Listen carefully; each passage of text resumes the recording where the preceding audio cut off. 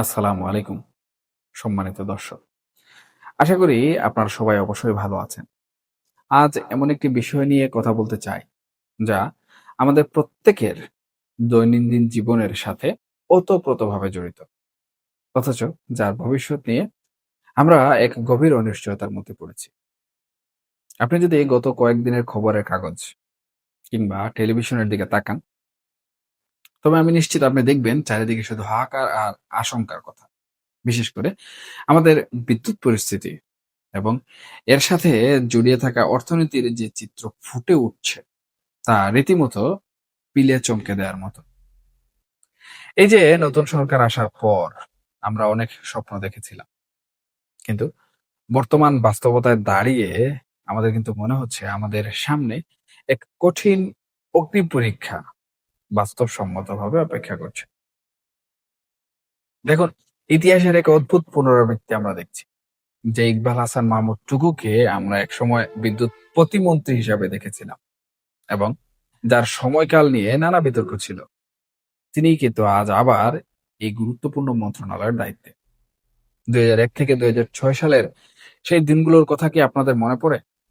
যখন বিদ্যুতের দাবিতে কানসার্টে মানুষের রক্ত ঝরল, যখন খাম্বা শব্দটি রাজনীতির এক বড় ইস্যুতে পরিণত হলো, তখন কিন্তু মানুষের মধ্যে একটা তীব্র হাহাকার ছিল। এবং মজার ব্যাপার হলো, আওয়ামী লীগের গত ১৫ বছরে হাজার গুণ বেশি খাম্বা পোতা হয়েছে, কিন্তু তখন মানুষ বিদ্যুতের অভাবে অনুভব করেনি, কারণ বিদ্যুৎ তখন পাওয়া যাচ্ছে না। কিন্তু আজ পরিস্থিতি ভিন্ন। আজ আমাদের সামনে দাঁড়িয়ে আছেন সেই একই ব্যক্তি।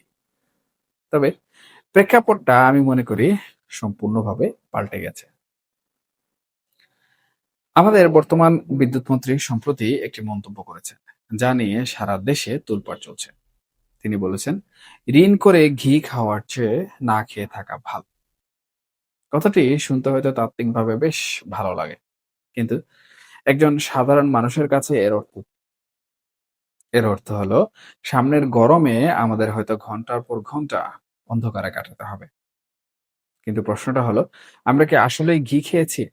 গত ১৫ বছর ধরে বিদ্যুৎ খাতের যে উন্নয়ন গল্প আমরা শুনেছি, সেখানে কিন্তু একটা বিশাল শুভঙ্করের ফাঁকি ছিল। দেখুন, হাজার হাজার মেগাওয়াট বিদ্যুৎ উৎপাদনের সক্ষমতা তৈরি করা হয়েছে ঠিকই, কিন্তু সেই বিদ্যুৎ চালানোর মতো জ্বালানি বা টাকা আজকে আমাদের হাতে নেই।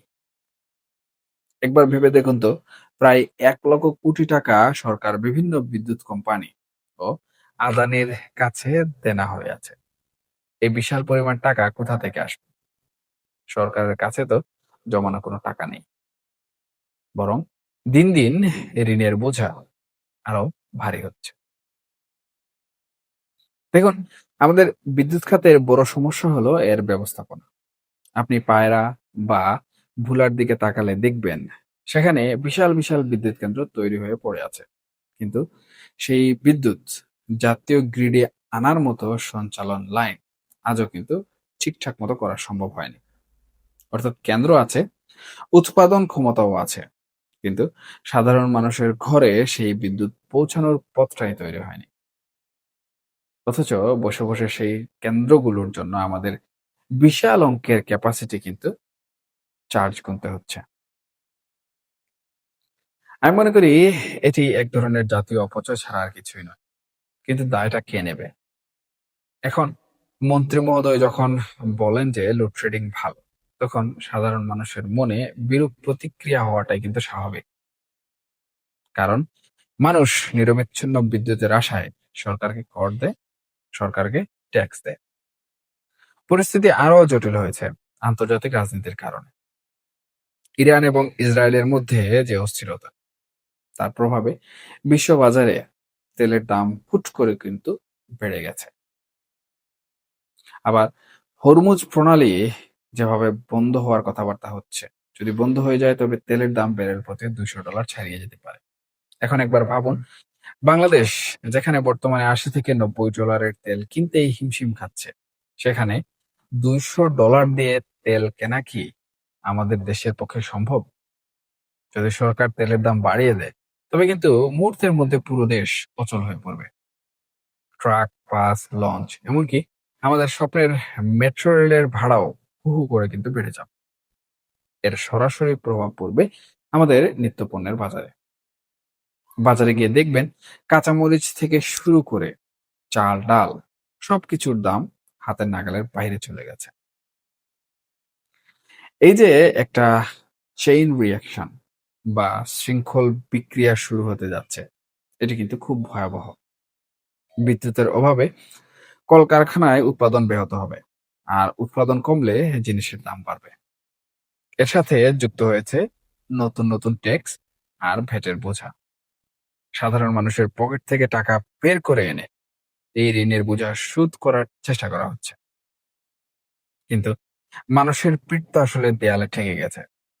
একদিকে আয় বাড়ছে না, অন্যদিকে খরচ বাড়ছে জ্যামিতিক হারে। কিন্তু প্রশাসন কি আসলেই সাধারণ মানুষের এই কষ্টটা কোনোভাবে বুঝতে পারছে? এখনকার বাস্তবতায় দুর্নীতি আর অব্যবস্থাপনা এমন এক পর্যায়ে পৌঁছেছে যে মানুষ এখন আর শুধু 10% কমিশন নিয়ে কথা বলে না। এখন কথা হয় 25 থেকে 30% নিয়ে। যখনই কোনো সংকট তৈরি হয়, তখনই এক শ্রেণীর মানুষ অসাধু উপায়ে নিজেদের আখের গুছিয়ে নেয়। আর তার খেসারত দিতে হয় আপনার আমার মতো সাধারণ জনগণকে। সামনের দিনগুলোতে শুধু যে লোডশেডিং এ আসবে তা নয়, এর সাথে আসবে আইন শৃঙ্খলার অবনতি, বেকারত্ব আর রাজপথের অস্থিরতা। কিন্তু আমরা কি কোনো সমাধান আদৌ বর্তমান সময়ে এসে কোনোভাবে দেখতে পাচ্ছি? এর শুরুয়াত কিন্তু এই নতুন সরকার গঠিত হওয়ার পর হয়নি। এর শুরুয়াত বা শুরু হয়েছে অন্তর্বর্তীকালীন সরকারের আমলে। অনেক জায়গায় অনেক অপ্রয়োজনীয় ব্যয় কিন্তু অন্তর্বর্তীকালীন সরকার করেছে। শত শত কোটি টাকা অন্তর্বর্তীকালীন সরকার উড়িয়েছে। আবার অন্তর্বর্তীকালীন সরকারের উপদেষ্টাদের উপর বর্তমানে আমরা দেখছি শত শত কোটি টাকার দুর্নীতির অভিযোগ। আওয়ামী লীগের আমলের হিসাব নিকাশ তো এখানে পড়েই আছে। এই যে ঘাটতি অন্তর্বর্তীকালীন সরকার করে গেল, এই ঘাটতির জন্য বর্তমান সময়ে সাধারণ জনগণের পকেট কাটা হবে। সাধারণ জনগণের ট্যাক্স ভ্যাট বাড়িয়ে দেওয়া হবে। এটি কি আসলে একটি দেশের জন্য কোনোভাবে কাম্য? বিশেষ করে আমাদের মতো উন্নয়নশীল একটি দেশের সাধারণ জনগণ এটি কি কোনোভাবে মেনে নিতে পারবে? এটি কি কোনোভাবে সহ্য করতে পারবে? তাহলে আমাদের দেশের যে মূল সমস্যা, সেটা আমাদেরকে সমাধান করতে হবে। সেই সমাধান কি আদৌ কোনোভাবে আমরা করতে পারবো? সেই দুর্নীতি কি আমরা থামাতে পারবো? সেই সরকারি অহেতুক ব্যয় কি আমরা কমাতে পারবো? এ ধরুন পুলিশের পোশাক, সেখানে শত কোটি টাকা কিন্তু অহেতুক খরচ হয়েছে। এই ব্যয় কি আমরা বন্ধ করতে পারবো? এর সমাধান কি আদৌ হবে? যেহেতু শেখ হাসিনা কিংবা আওয়ামী লীগের প্রসঙ্গে কথা বলেছি, তাহলে এখানে একটি কথা কিন্তু না বললেই নয়। এবং সেটি হচ্ছে বিগত আওয়ামী লীগ সরকারের আমলে আমরা দেখেছি বাংলাদেশ কিন্তু বিদ্যুৎ খাতে ব্যাপক এগিয়ে গিয়েছিল। ঘরে ঘরে কিন্তু বিদ্যুৎ পৌঁছে গিয়েছিল। এমনকি এই যে লোডশেডিং এর যে বিষয়টি, সেটিও কিন্তু কমে গিয়েছিল। এখন আপনারা বলতে পারেন কিংবা আমি আমার আলোচনার শুরুতেই কিন্তু এই বিষয়টি পরিষ্কার করে ফেলেছি যে ধার দেনা করে কিন্তু বিদ্যুৎ খাতে আমরা উন্নতি করেছি। কিন্তু সেই ধার দেনাগুলো কিন্তু ধীরে ধীরে পরিশোধ করা হচ্ছিল। এমন না যে ধার দেনাগুলো পরিশোধ করা হচ্ছিল না। তবে অন্তর্বর্তীকালীন সরকার আসার পর কিন্তু সেই ধার দেনা পরিশোধ করতে গিয়েও আমরা দেখেছি এক ধরনের প্রতিকূল পরিস্থিতি তৈরি হয়েছে। অর্থাৎ আমি এখনো কিন্তু সেই অন্তর্বর্তীকালীন সরকারের যে অব্যবস্থাপনা, সেই অব্যবস্থাপনাকে কিন্তু এখন দোষারোপ করছি। এখন যখন আমাদের নতুন বিদ্যুৎ মন্ত্রী এসেছেন, যার উপর ২০০১ থেকে ৬ সালের একটি তকমাও রয়েছে, যার বিষয়ে দেশের সাধারণ মানুষ জানে। তখন তিনি এসে যদি আবার একই বিষয়ে, একই বিষয়ে জনগণকে বোঝানোর চেষ্টা করেন, তখন কিন্তু জনগণ সেই ২০০১ থেকে ২০০৬ সালের যে প্রেক্ষাপট, সেই প্রেক্ষাপটে কিন্তু আবার ফিরে যেতে বাধ্য হয়। ইতিমধ্যে কিন্তু সামাজিক যোগাযোগ মাধ্যমে এই বিষয়গুলো নিয়ে ব্যাপক আলোচনা হচ্ছে যে বিএনপি সরকার পুনরায় আবারও বাংলাদেশকে অন্ধকার যুগে না নিয়ে যায়। আবার এই সুযোগে মোমবাতির দাম যেন বেড়ে না যায়। এগুলো কিন্তু আমার কথা নয়, এগুলো সামাজিক যোগাযোগ মাধ্যমে যারা নেটিজেন রয়েছেন তারা কিন্তু বিভিন্নভাবে ট্রল করছে। এবং এটা আমি মনে করি মাননীয় প্রধানমন্ত্রী তারেক রহমান এবং বর্তমান যে নবগঠিত সরকার বিএনপি, এই সরকারের জন্য এটি মারাত্মক ট্রমার কারণ হতে পারে। তাই আমি মনে করি সরকারের উচিত হবে একদম খোলামেলাভাবে জনগণের কাছে সত্যটা বলা। রাগঢাক না করে যদি বলা হয় যে আমাদের এই সমস্যা আছে এবং আমরা এভাবে উত্তরণের চেষ্টা করছি, তবে মানুষ হয়তো কিছুটা হলেও ধৈর্য ধরবে। কিন্তু যখন দায়িত্বশীল জায়গা থেকে বলা হয় যে না খেয়ে থাকা ভালো, তখন মানুষ এটাকে উপহাস হিসাবে দেখে। আমি যেমনটা পূর্বে বললাম, প্রিয় মুখগুলো দিয়ে কথা বলানো খুব জরুরি। যারা সুন্দর করে গুছিয়ে বাস্তবতাকে সাধারণ মানুষের সামনে তুলে ধরতে পারবেন, তাদের দায়িত্বে দেওয়া উচিত। নয়তো এই ক্ষোভ যখন গণবিস্ফোরণের রূপ নেবে, তখন আমি মনে করি এই সরকারের জন্য সেটি সামাল দেওয়া কিন্তু অত্যন্ত কঠিন হয়ে পড়বে।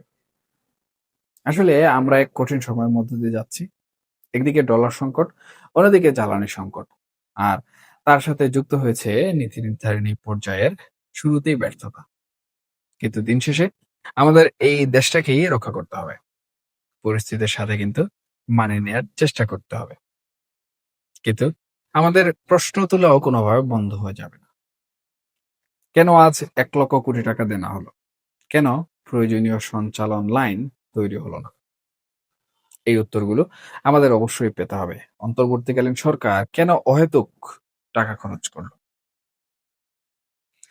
সবশেষ বলবো, সামনে যে দিনগুলো আসছে তার জন্য মানসিকভাবে প্রস্তুতি নিন।